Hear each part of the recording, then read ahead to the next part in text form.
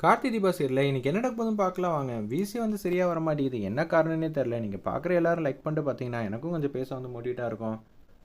நம்ம ரம்யா வந்து யோசிச்சிட்டே இருக்காங்க. இனிமேட் நம்ம இந்த மண்டபத்தில் இருந்தால் சரி வருமா இல்லையான்னு தெரியலையே. எல்லாருமே வந்து மண்டபம் வாசலில் தான் இருக்காங்க. அவங்களுக்கு தெரியாமல் நம்ம எப்படி தப்பிக்கிறது ஒன்றும் புரியலங்கிற மாதிரி யோசிச்சுட்டு இருக்கப்ப மது வந்து வாசலையே பார்த்துட்டு இருக்காங்க. அப்பன்னு பார்த்து ரியா வந்து காரை நிப்பாட்டணுன்னா கதவை வந்து லைட்டாக இடிச்சா திறக்கிற அளவுக்கு கதவை வந்து தாப்பப்படுறாங்க. அந்த இடத்துல நம்ம மது ஒரு பக்கம் ஏதோ ஃபேனில் வந்து புடவையெல்லாம் வந்து வச்சுக்கிட்டு இருக்காங்க.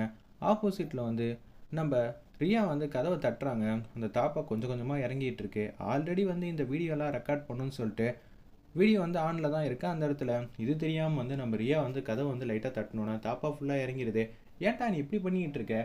உன்னமா நீ என்னை மறக்கவே மாட்டியா? நான் எப்படி உன்னை மறக்க முடியும்? நான் உன்னை நேசித்ததெல்லாம் ரொம்ப அன்பா பாசமாக தான் நான் நேசித்தேன். தயவு செஞ்சு ரியா, நீ எதிர்பார்க்குற அளவு என்கிட்ட காசு இருக்குது. எவ்வளோ வச்சுருக்க? 10 லட்ச ரூபா இருக்குது. இதை வச்சு நம்ம சூப்பராக வாழலாம் இல்லை? ஏய் என்னடா காமெடி பண்ணிகிட்டு இருக்க? 10 லட்ச ரூபாங்கிறது ஒரு நாளில் நான் செலவு பண்ண வேண்டிய பணம். சேச்சே, ஒரு மணி நேரத்தில் நான் செலவு பண்ண வேண்டிய பணம். அப்படி இருக்க சூழ்நிலை நான்லாம் வந்து இந்த அமௌண்ட்டுக்கெலாம் வந்து மயங்கலாம் மாட்டேன். அவன் எவ்வளோ பெரிய கோடீஸ்வரன் தெரியுமா? 4 மடங்கு சொத்து கிடைக்க போகுது. ஆனந்துக்கு 1 மடங்கு தானே சொத்து கிடைக்கும். ஆல்ரெடி கார்த்தி வந்து வீட்டோடு துரத்துறதுக்கு அவனையும் வந்து சதியை வந்து விழுந்துட்டான். அப்படி இருக்கும்போது அவனை அடித்து துரத்துறது எனக்கு பிரச்சனையே இல்லை. அப்புறமேட்டுக்கு ஆனந்துக்கும் அருணுக்கும் மட்டும்தான் மொத்த சொத்தும் கிடைக்க போகுது. அப்புறம் ஐஸ்வர்யாவையும் அருணையும் ஏமாற்றி எல்லாத்தையும் வந்து எழுதி நான் இந்த பக்கம் வாங்கிடுவேன்.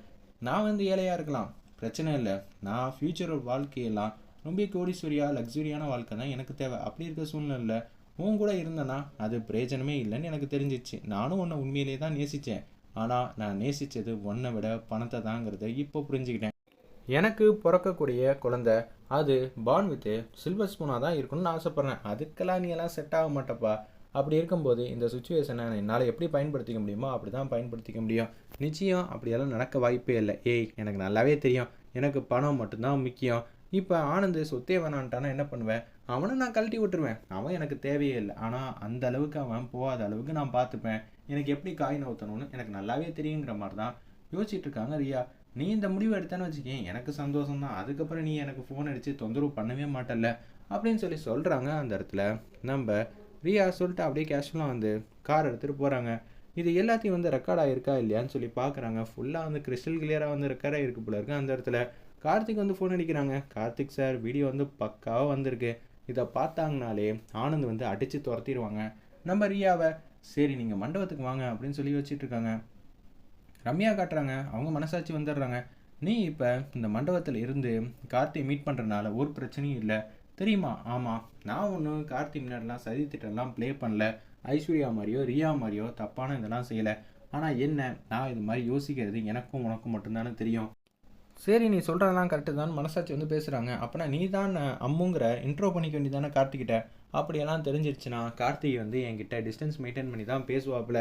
அது செட் ஆகாது. சில பல விஷயம்லாம் வந்து நடக்காமையே போயிடுங்கிற மாதிரி தான் யோசிக்கிறாங்க. அந்த இடத்துல நம்ம ரம்யா சரி நான் இங்கேருந்து கிளம்ப வேண்டியதுதான் அப்படின்னு சொல்லிடுறாங்க. அந்த இடத்துல நம்ம ரம்யாவோட மனசாட்சி சரி நீ தான் ஐடியா கொடுத்துட்றல இங்கேருந்து போ.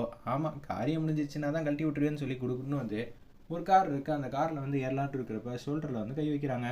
பார்த்தா ஆப்போசிட்டில் வந்து நம்ம தீபா வந்து இருக்காங்க. தீபா வந்து கார்த்தி முன்னாடி நிப்பாட்டிடுறாங்க. மேடம் நீங்கள் எங்க அப்படின்னு சொல்லும்போது கார்த்திக்கு தூக்கி வாரி போட்டுது. அந்த இடத்துல நீங்கள் அம்முவா, எனக்கு ஒன்றுமே புரியலையே. ஏங்க கார்த்தி இவரை முன்னாடி உங்களுக்கு தெரியுமா அப்படின்னு சொல்லி கேட்குறாங்க ரம்யாவை பார்த்து. இவங்க பேர் ரம்யா, இவங்க கம்பெனியில் தான் நான் வேலை பார்த்துட்டு இருக்கேன். அப்படியா? என்கிட்ட இதெல்லாம் முன்னாடியே சொல்லவே இல்லையே. என்ன மேடம் நீங்கள் தான் வந்து அம்முவா, எனக்கும் தெரியாமையும் போயிடுச்சு. கொஞ்ச நேரத்துக்கு முன்னாடி தான் உங்களை மாதிரியே ஒருத்தவங்க வந்தாங்க அப்படின்னு சொல்லும்போது கேஷுவலாக வந்து கடந்து போயிடுறாங்க நம்ம கார்த்தி. ஒரு பக்கம் நம்ம தீபா வந்து கேட்குறாங்க, நீ தான் என் வீட்டுக்காரரோட ஃபோட்டோவை அடிக்கடி பார்த்துருக்கியம்மா, ரொம்ப ஹேண்ட்ஸமாக இருக்காரு அழகாக இருக்காருன்னு சொல்லியிருக்கியா. அப்படி இருக்க சுச்சுவேஷனில் உனக்கு தெரியாமல் போயிடுச்சா? இல்லை, கார்த்தி வந்து எப்போதும் என்ன கலர் ஷர்ட் வந்து போட்டு வருவாருன்னு உனக்கே நல்லா தெரியும். அப்படி இருக்க சுச்சுவேஷனில் இது எல்லாம் எனக்கு ஒன்றும் புரியலை. ஏன்னா கோட் சூட்டோட கார்த்தியை நான் அது வரைக்கும் பார்த்ததே இல்லைல்ல. அது மட்டும் இல்லாமல் இங்கே கொஞ்சம் தாடியெல்லாம் அதிகமாக இருக்குது. அங்கே கம்பெனியில் வேலை பார்க்கும்போது தாடியெல்லாம் அவ்வளோவா இருக்காதுல்ல அப்படின்னு சொல்கிறாங்க. என்னென்னமோ சொல்கிறாங்க. ஓ அப்படியா? இருந்தாலும் தீபாவுக்கு வந்து சந்தேகம் வந்துருச்சு. அந்த இடத்துல நம்ம ரம்யா மேலே ஒரு பக்கம் உச்சக்கட்ட கோவத்தில் வந்து இருக்காங்க. நம்ம மது வேக வேகமாக வராங்க. ஐஸ்வர்யா வந்து கடந்து போகிறாங்க.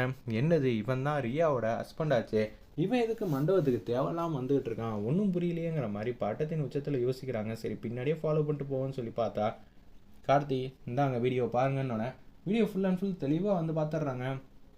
இதை ஃபுல்லாக வந்து நம்ம கார்த்தியும் கேட்குறாங்க, அதே மாதிரி தூரத்துலேருந்து ஐஸ்வர்யாவும் ஃபுல்லாக கேட்குறாங்க. நான் தான் படித்து சொன்னேன், மது வீட்டுக்கு போகாதான்னு. எல்லாம் தெரிஞ்ச மாதிரி வந்து ரியா போய் அவள் வாழ்க்கையில் அவளே மண்ணள்ளி போட்டுக்கிட்டா. சரி, இந்த விஷயத்தை எதுக்கும் சொல்லிடுவோம் அப்படின்னு சொல்கிறாங்க. ஒரு பக்கம் ஆனந்துக்கு ஃபோன் அடிச்சு, எங்கடா இருக்க, நான் உன்னை முக்கியமாக ஒரு விஷயத்தை வந்து பார்க்கணும், பேசணும், மண்டபத்துக்கு தான் வரேன், சீக்கிரம் வா, உன்கிட்ட ஒரு விஷயத்தை வந்து காட்டணும், நிச்சயம் அதை காட்டணும்னு வச்சுக்கேன், நீ சந்தோஷம்தான் படுவேன். அப்படி என்ன நம்ம ஆனந்த் வந்து கேட்குறாங்க. நீ வரப்போ நீ ஏன் புரிஞ்சுப்ப போகிறேன் அப்படின்னு சொன்னோன்னே ஃபோனை வந்து வச்சிடுறாங்க. இது எல்லாத்தையும் வந்து ரியாக்டை வந்து சொல்லிடுறாங்க. நீ பேசுனது எல்லாத்தையும் வீடியோ ஆதாரமாக எடுத்து வச்சிருக்கா மது. நான் தான் போவேணான்னு சொன்னல. இப்போ ஏதாவது ஒன்று பண்ணணும், நீ தான் வந்து ஐடியா கொடுக்கணும் ஐஸ்வர்யா, ஏதாவது பண்ணி என்னை காப்பாற்று. எல்லாம் முடிஞ்சதுக்கப்புறம் என்னை காப்பாற்றினா எப்படி காப்பாற்ற முடியும்? சரி, இப்போதைக்கு ஏதாவது யோசிக்கிறேன், ஏதாவது ஒன்று முயற்சி பண்ணி காப்பாற்ற முயற்சி பண்ணுறேங்கிற மாதிரி அதிரடி மாதம் வந்து யோசிச்சுட்டு இருக்காங்க அந்த இடத்துல. ஆனால் ஆப்போசிட்டில் வந்து மீனாட்சி வந்து இருக்காங்க. இப்போதைக்கு நீ மீனாட்சி வச்சு தான் தப்பிக்க முடியும், மீனாட்சி வச்சு எப்படி தப்பிக்க முடியும், எனக்கு ஒன்றுமே புரியலங்கிற மாதிரி தான் கேட்குறாங்க அந்த இடத்துல. நம்ம ரியா அப்பன்னு பார்த்து சைலண்ட்டாக வந்து ஐஸ்வர்யா வந்து அவங்க திட்டத்தை வந்து சொல்லிகிட்டு இருக்காங்க. கார்த்தி ஒரு பக்கம் க்ளோஸ்அப்பில் வந்து காட்டுறாங்க. ஆனந்த் வந்து மாதம் வந்து வந்துக்கிட்டு இருக்காங்க வண்டியில். வெயிட் பண்ணி பார்ப்போம், மண்டபத்துக்கு வந்தோடனே ரியாவை பற்றி உள்ள உண்மையெல்லாம் தெரியுமா தெரியாதான்னு பொறுத்து இருந்து பார்ப்போம்.